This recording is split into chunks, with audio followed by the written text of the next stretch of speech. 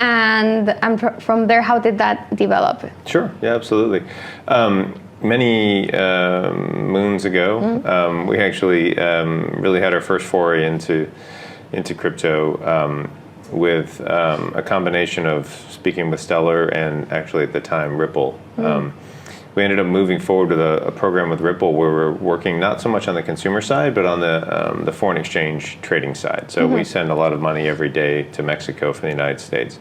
And so we were looking to see if we could leverage blockchain technology to make that more efficient and faster. And what we sort of found was yes and no. It wasn't really any better. It was just a little bit different. And so from there, we went to Stellar and we actually began to change the use case and focus more on consumer side. And so we actually built something really, really unique with Stellar. And we called it sort of the Stellar Access, which is sort of our service today. But what it enabled us to do is take our APIs and integrate them into blockchain APIs. And so our traditional APIs could now talk to the Stellar network and the Stellar blockchain, which is very, very unique in the market.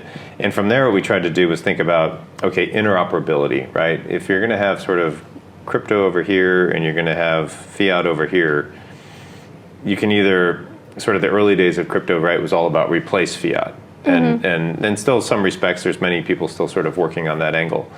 I think what we've seen over the years is that model has shifted a little bit, which is how do you leverage blockchain and crypto to improve the speed and the performance of things happening in the fiat world.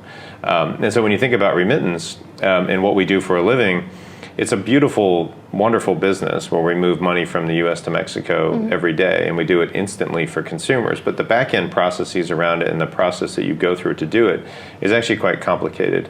In addition to that, for a customer, you're really kind of forcing a foreign exchange transaction to occur at the time of the transfer, because we send dollars and you're basically committing to an FX rate and sort of a positioning of the currency. And so what we're trying to do through Stellar Access, and then actually now through the launch of our new Moneygram wallet, which is our own non-custodial wallet, is to try to make that a more seamless experience for a customer and give them the ability to load USDC, send USDC, and then let the receiver decide when they want to convert that into local currency, if they need to convert it back to local currency. And so what we've done and that's sort of the direct rail flow, what we've done with a lot of partners, we're up to 19 wallets now on the Stellar network that are actually interoperably doing whatever business they're doing with their wallet, and then creating the opportunity to cash out into the Moneygram network or cash in through the Moneygram network.